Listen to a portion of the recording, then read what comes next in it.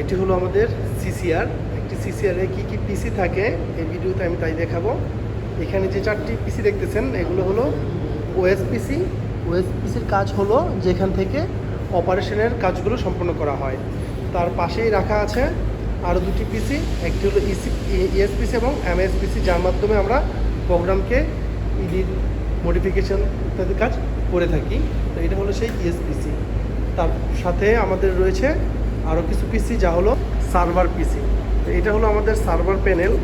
Server প্যানেলে আমাদের 2টি সার্ভার পিসি রয়েছে। তার কারণ হলো একটি সার্ভার পিসি হলো স্ট্যান্ড বাই, আরেকটি হলো মাস্টার। মাস্টারটি কোনো কারণে যদি ফেল করে তাহলে সাথে সাথে স্ট্যান্ড বাই তার কাজগুলো সে কন্টিনিউ করবে।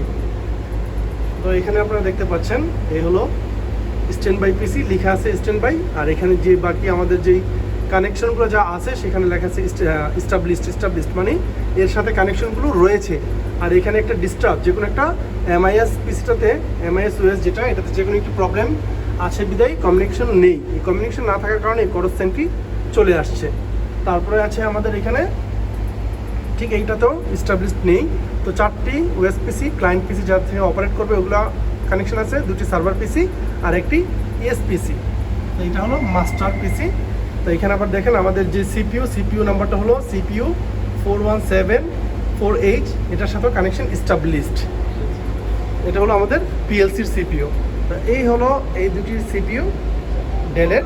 আর এখানে আপনারা দেখতে পাচ্ছেন 2টি বাস আছে, একটা হলো প্রসেস বাস, টার্মিনাল বাস। এই প্রসেস বাসের সাথে আমাদের কানেকশন থাকে পিএলসি, ইএসপিসি এবং এই সার্ভার পিসি। মানে এই যে এই প্রসেস বাসের সাথে, প্রসেস বাসটা যে আছে এটার সাথে কানেকশন থাকবে আমাদের এই 2টি সার্ভার পিসি, এই ইএসপিসি এবং ফিল্ডে থাকা পিএলসি।